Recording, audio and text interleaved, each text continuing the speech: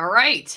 We are ready to rock and roll. I hope everybody who's watching on YouTube is having a great morning, and we should also be live on ROKFIN. So, quick disclaimer, we are talking about one of YouTube's least favorite subjects today, as I call it, spiverdectin.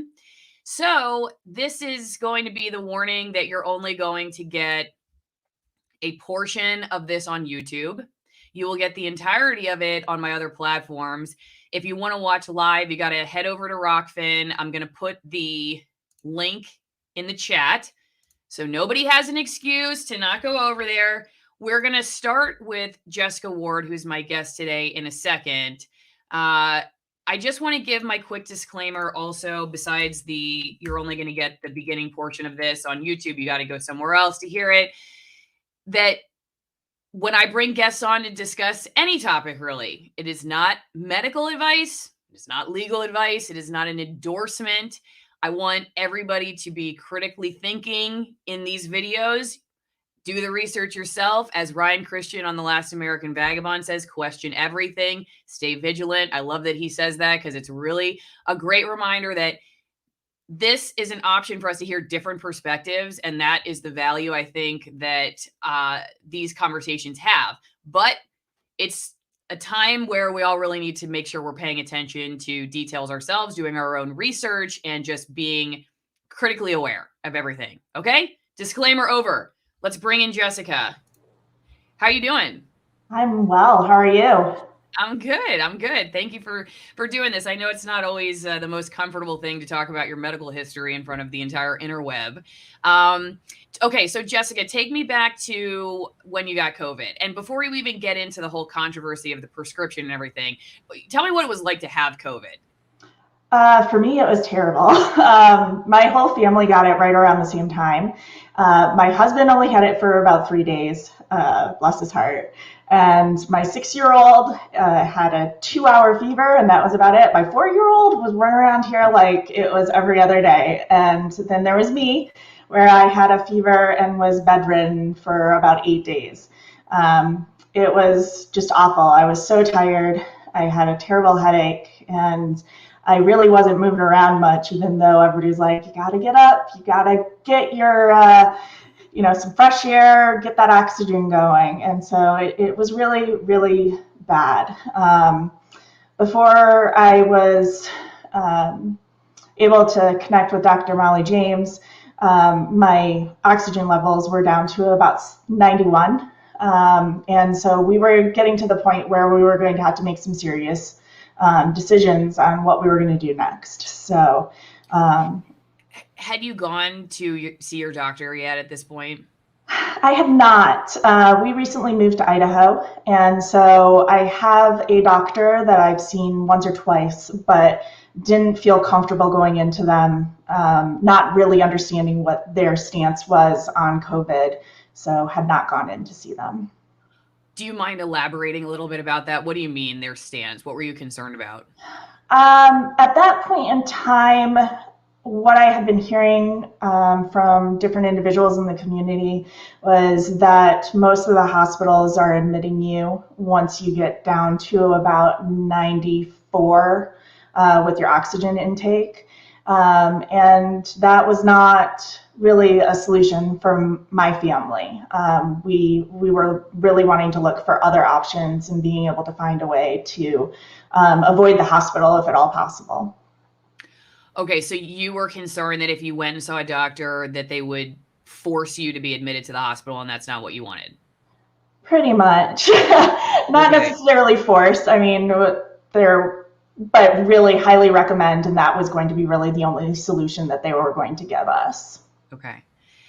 The reason why I ask is just because I'm trying to get into the mind of patients right now who are making these decisions, and there's been so much controversy around early treatment, that I'm just curious how patients are thinking through this and how that's affecting their decisions. Because I do wonder if people felt less fearful about just having conversations with their doctors, and they felt like their doctors were not, in this information/treatment battle with each other. that maybe more people would be alive. I mean, really, that's really one of my big questions for folks is just if people like you felt like you weren't just staying home for days and days and days just because you're scared about what your doctors like. Really, this comes down to, and I think in a lot of cases, partisanship battle. I don't really know how else to make sense of it. Maybe not political, but there's something else going on that doesn't just have to do with medicine. But if people like you felt like you could just go talk to a doctor and you would have a normal, same conversation about it, maybe more people would be alive today. So because I've heard that you got to get on this. Well, I should just say I've heard from other doctors it's really important to not just like stay at home, as you're feeling sicker and sicker through the course of the disease. The first few days are really important. So thank you for sharing that. I was just curious. So you get to day 8, and then is that when you decide you're going to reach out to someone else, Dr. James? Before we get to day 8 was actually when my husband heard about ivermectin .com and Dr. James's website. And so he had heard about it on an online radio program that he listens to on a regular basis. And we went on there and decided to fill that out. There's a lot of people looking for options right now. And so because of that, it did take a couple of days to actually be able to see Dr. James.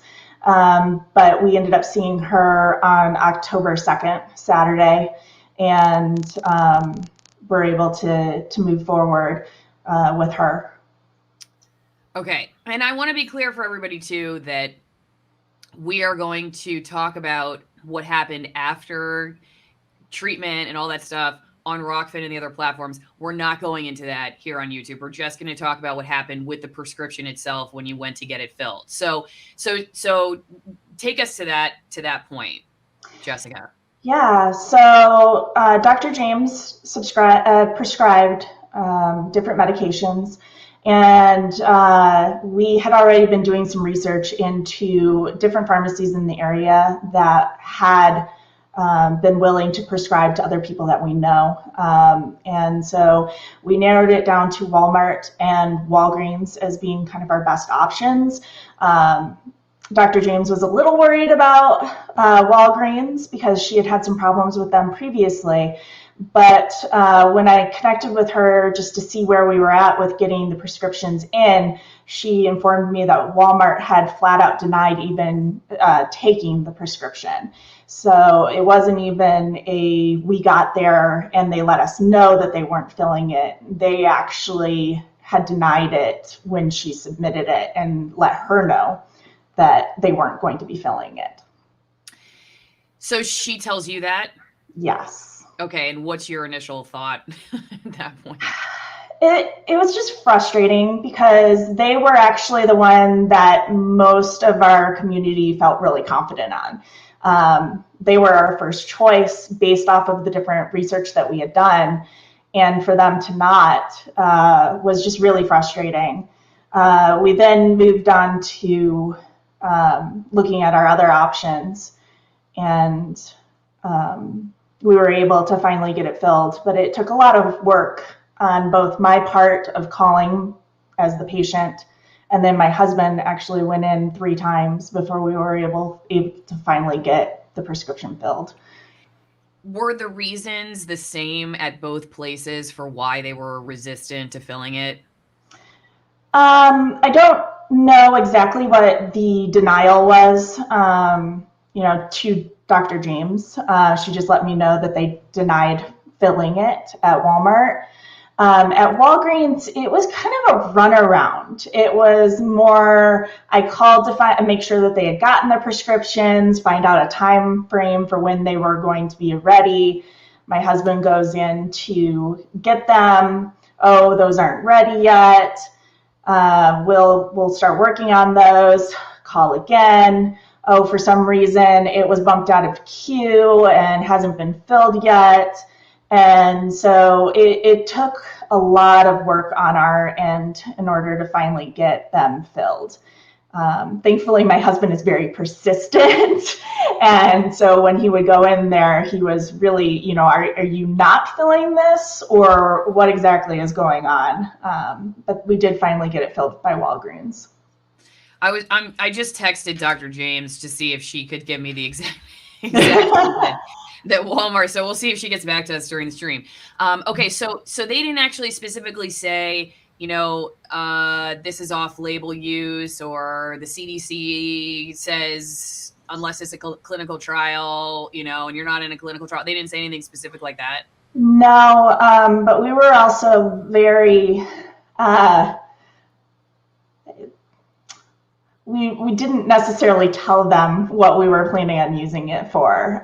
So it wasn't like we were going in and saying, oh, my wife has this and this is why we're using it. We kind of had tactics for that to make sure that we weren't, to get the best chance of being able to get it filled, because like I said, we were to the point where we needed to make some tough decisions and really felt this was the way to go. Okay, Dr. James says they told her it was corporate policy. Walmart, the bastion of ethics, of all things ethical, Walmart. So it's their corporate policy, apparently, to take an ethical stand on prescriptions.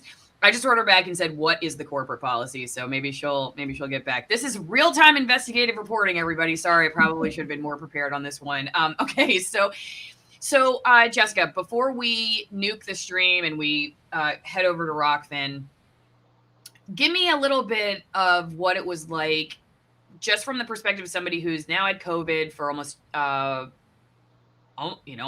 what, a week and a half, right?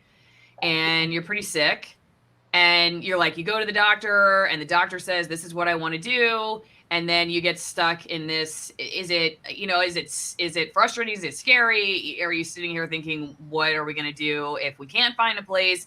Because I don't know, before this, maybe I was naive, but before this, it seemed like the patient, went to the doctor and you trusted that the doctors were doing the best they could and would prescribe you something they felt like could help. I know that, this is not the first time. Obviously, there's been medical malpractice one way or another with whatever we're discussing. Like, this is just the first time, but the doctor would prescribe you something they felt like would help, and then you would go to the pharmacy and never even think twice about a pharmacy saying you can't have something, and then sort of pit you in between them and your doctor's decision. So I can't. I'm having a hard time imagining what that's like, especially when you're really sick with something that I think a lot of people are concerned. The longer you let it go, where am I going to end up? Like you were saying, am I going to end up in the hospital? Am I going to be on a ventilator? What's going to happen to me? So just curious what that was like. Yeah, it was really an emotional roller coaster. We finally found someone that was willing to listen to our wants when it came to treating this. And we were so excited that we were going to, get me better, get me back on my feet.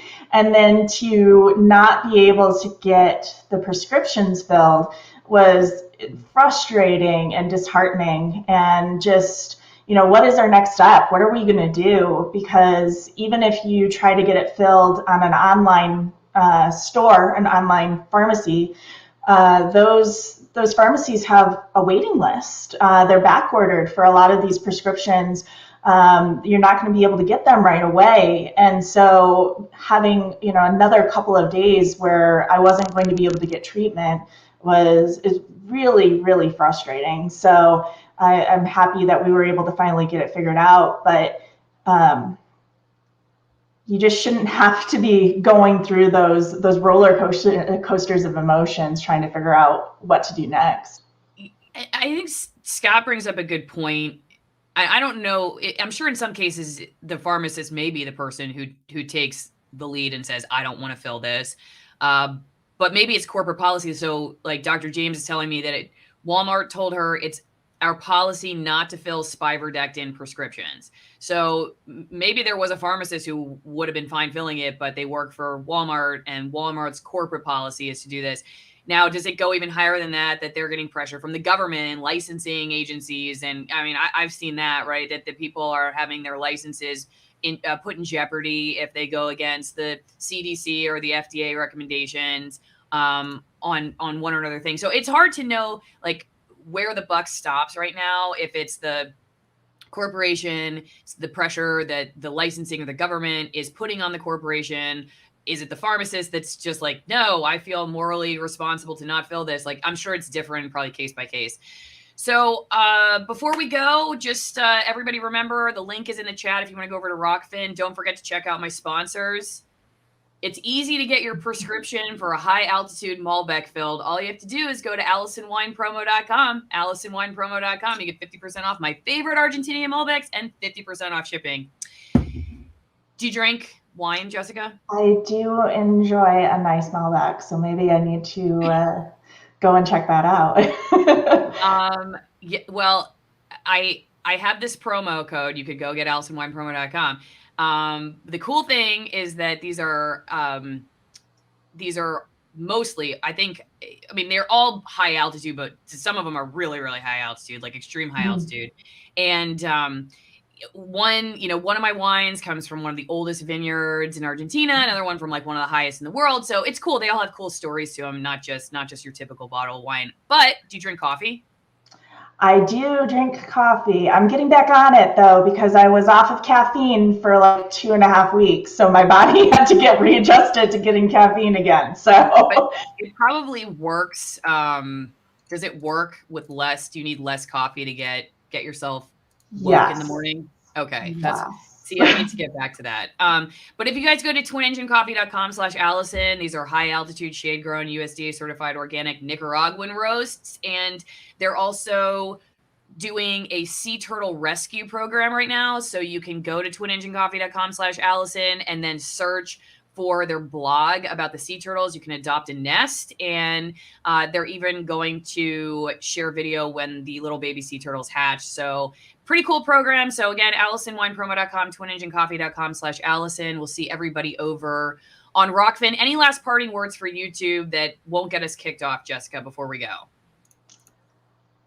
I hope you come over to ROKFIN and continue to listen and ask questions and continue to get educated on, your best options. So come on over.